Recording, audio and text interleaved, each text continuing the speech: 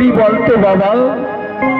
বাবা তুমি এক কাজ করো বাবা, গ্রামে তুমি চলে যাও, আর ওই ঘরে গোপীনাথের সেবাটা আজ আমি দিয়ে দেব। সেবা সেবা দেবা বললেই কি সেবা দেবা হয় বাবা? ওরি ওরি বাবা রঘুনন্দ, তুই তো এখনো সেবা দিতে শিখিসনি রে বাবা। ভগবানের সেবা দিতে গেলে অনেকে মন্ত্র তন্ত্র জানতে হয় রে বাবা। তুই তো তা জানিস না বাবা। বাবা আমি হয়তো তোমার মতো মন্ত্র জানি না বাবা, কিন্তু বাবা আমি যদি ওকে ভালোবেসে খাওয়াই, ও কি খাবে না বাবা? সত্যিই তো, ভালোবাসে যদি কেউ কাউকে খাওয়ায়, তার জন্য তো মন্ত্রের প্রয়োজন হয় না। তুই ঠিকই বলেছিস বাবা রঘুনন্দন, মন্ত্রের ঊর্ধ্বে হচ্ছে ভক্তি বাবা। তা শোন, তুই তাহলে এক কাজ করিস বাবা, কোন রকমের রন্ধন করে আজ গোপীনাথের সেবাটা দিয়ে দিস বাবা, আর আমি কাল এসে সেবা দেব। আমি চললাম বাবা, ফিরে এসে প্রসাদ খাবো কিন্তু। ঠিক আছে বাবা, তুমি চিন্তা করো না বাবা, তুমি চলে যাও, আমি গোপীনাথের সেবা দিয়ে দেব।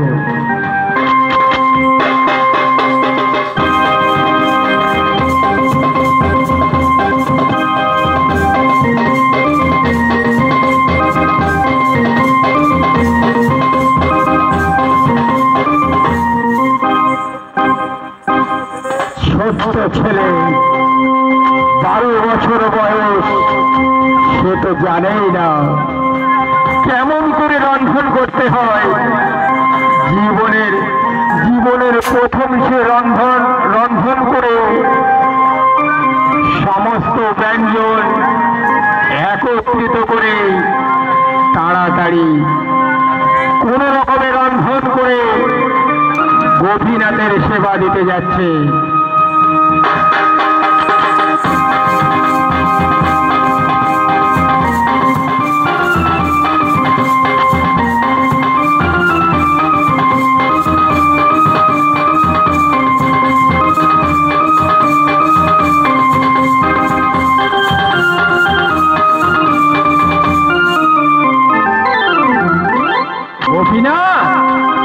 গোপীনাথ,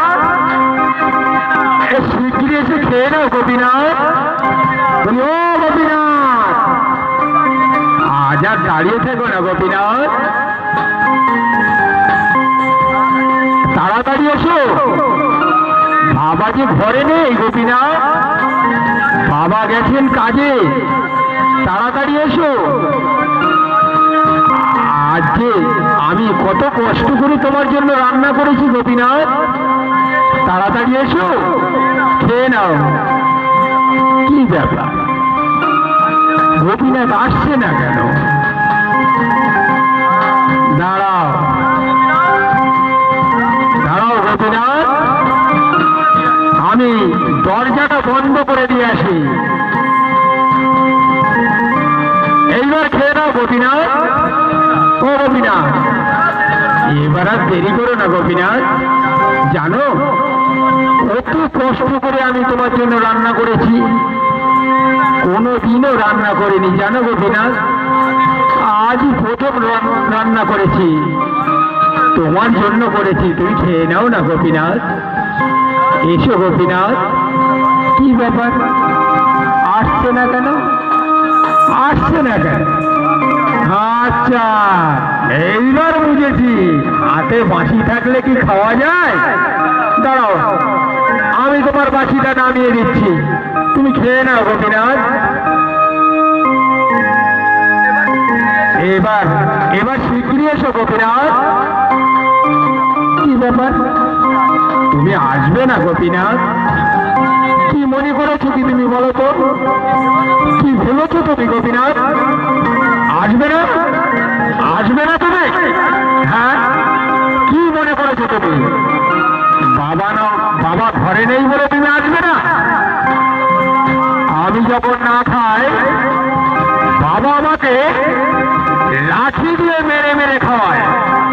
ভালো তাও তো চলে এসো গোপীনাথ, নইলে আমি ওই লাঠি দিয়ে মেরে মেরে তোমাকে খাওয়াবো।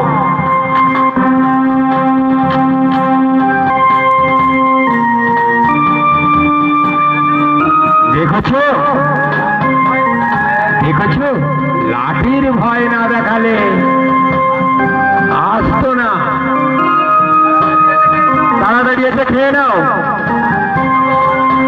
আজ কিন্তু বাবা রান্না করেনি গোপীনাথ, আমি কিন্তু রান্না করেছি। জানি না কেমন হয়েছে খেতে, একটু কষ্ট করে খেয়ে নাও না গোপীনাথ। কাল বাবা ভালো করে রান্না করে তোমাকে খাওয়াবে।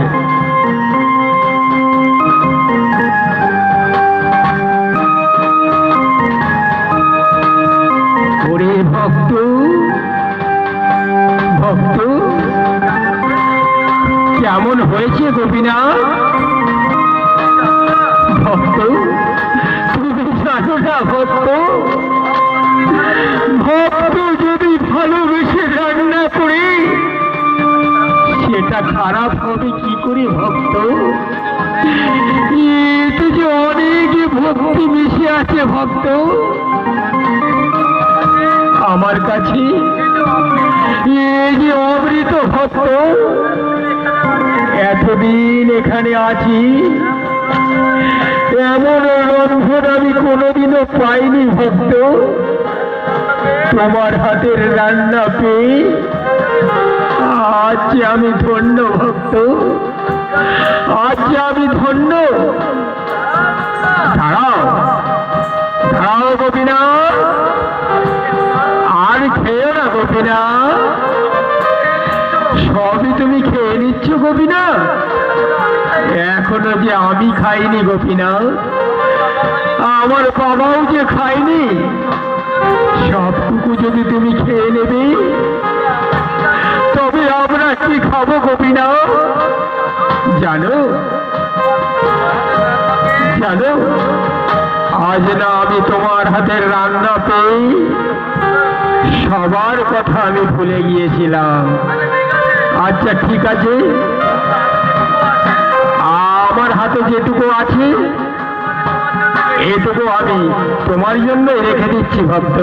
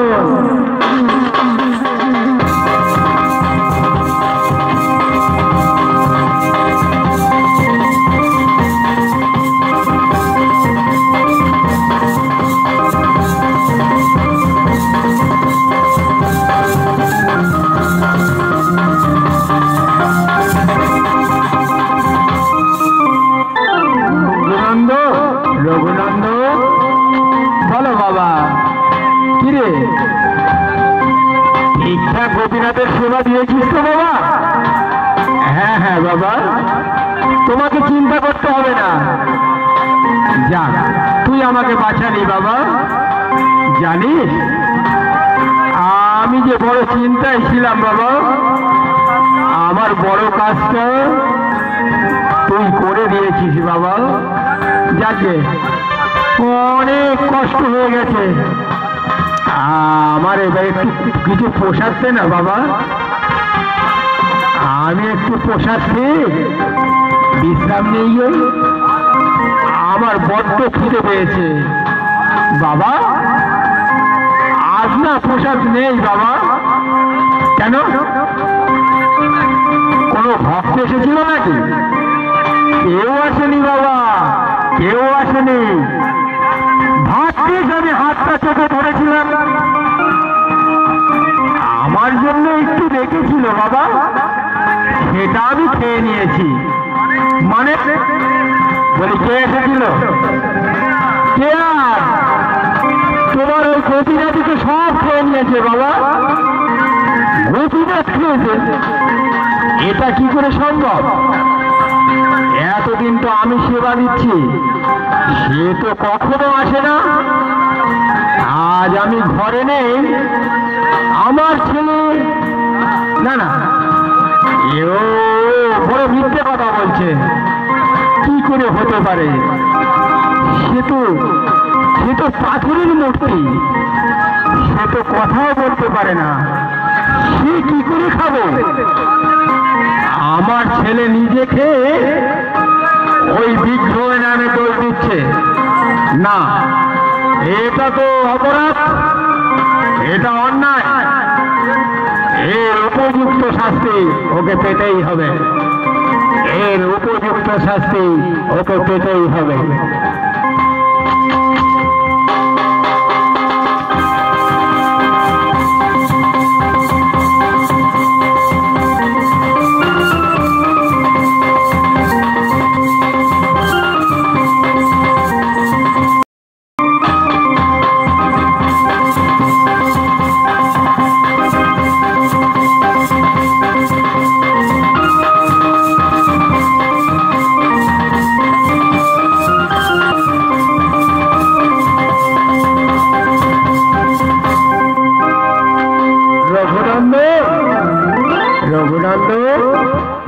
বলো বাবা, জানিস তো আজ না আমাকে আবার যেতে হবে। তুই এক কাজ কর না বাবা, আজ রান্না করতে হবে না বাবা। ঘরে ঘরে না নাড়ু তৈরি করা আছে। গোপীনাথ না নাড়ু খেতে খুব ভালোবাসে। তুই আজকে নাড়ুটা গোপীনাথের ভোগ দিয়ে দিস। ঠিক আছে বাবা, তুমি চিন্তা করো না, তুমি চলে যাও, আমি ঠিক গোপীনাথের সেবা দিয়ে দেব।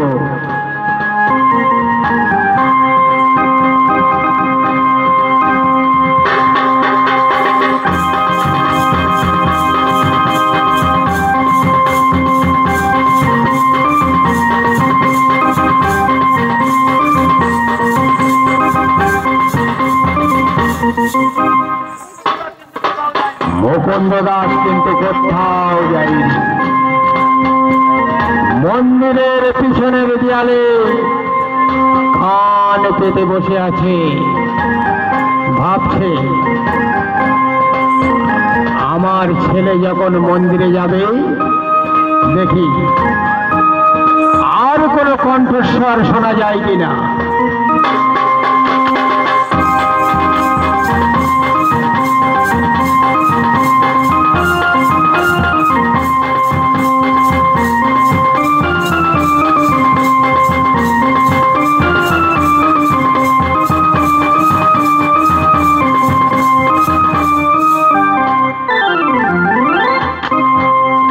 গোপীনাথ, ও গোপীনাথ, কাল এসেছিলাম, চিনতে পারছো গোপীনাথ?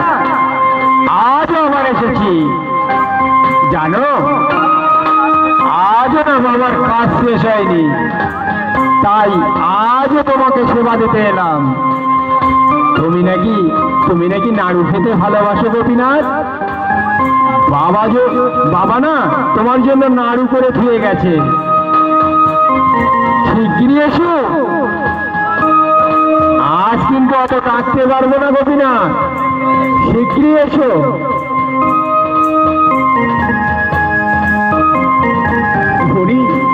হরি ভক্ত, কেউ যদি ডাকার মতো আমাকে ডাকে আমি কি না এসে থাকতে পারি হে ভক্ত?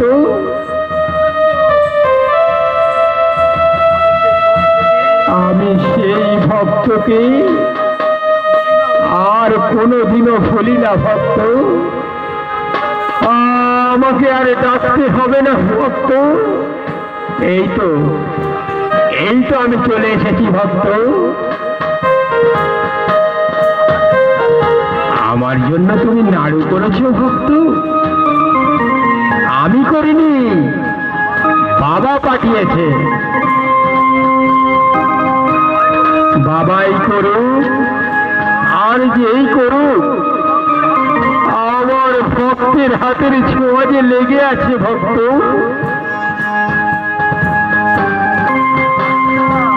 আচ্ছা আচ্ছা, কালকের মতো আমি বসে থাকি আর তুমি এক একটা করে সব খেয়ে নেবে। আমি তা আজ হতে দেব না। তুমি যেমন খাবে আমিও একটা খাবো।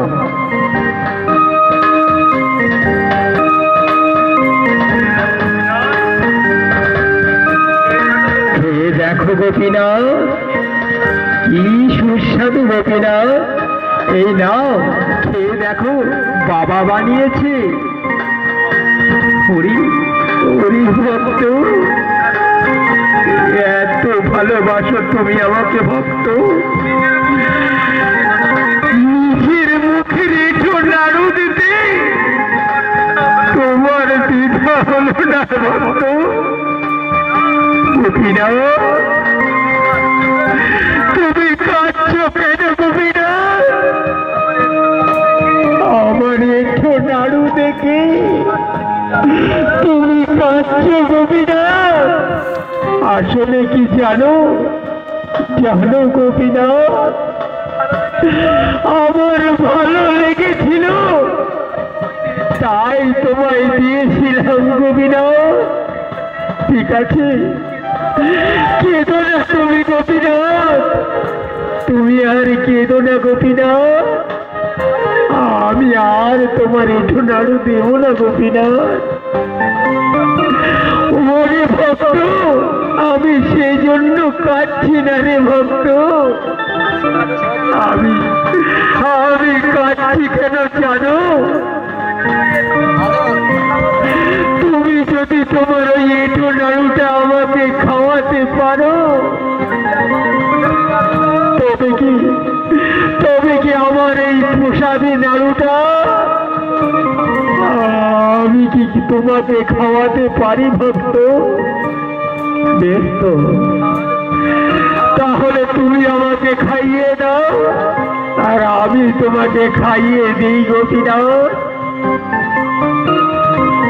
আমার ছেলে মন্দিরে ভোগ নিবেদন করতে গেছে, কিন্তু আরো একজনের কণ্ঠস্বর আমি শুনতে পাচ্ছি।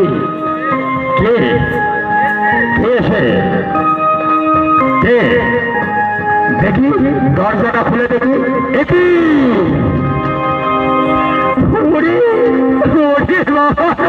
নন্দ,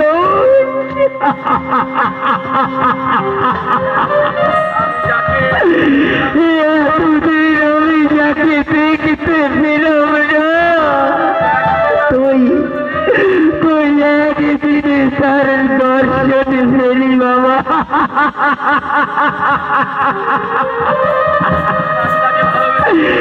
কারণ আমি তাকে ভালোবেসেছিলাম পাথর ভেবে, আরে তুই তাকে ভালোবেসেছিস নিজের আপন জন ভেবে বাবা।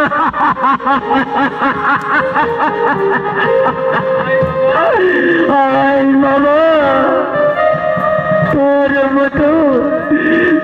মতো কৃষ্ণ ভক্ত সন্তানকে বুকে ধরি, তোর মতো কৃষ্ণ ভক্ত সন্তানকে বুকে জড়িয়ে ধরি আমি আমার অযোগ্য দেহ ধন্য করি বাবা, অযোগ্য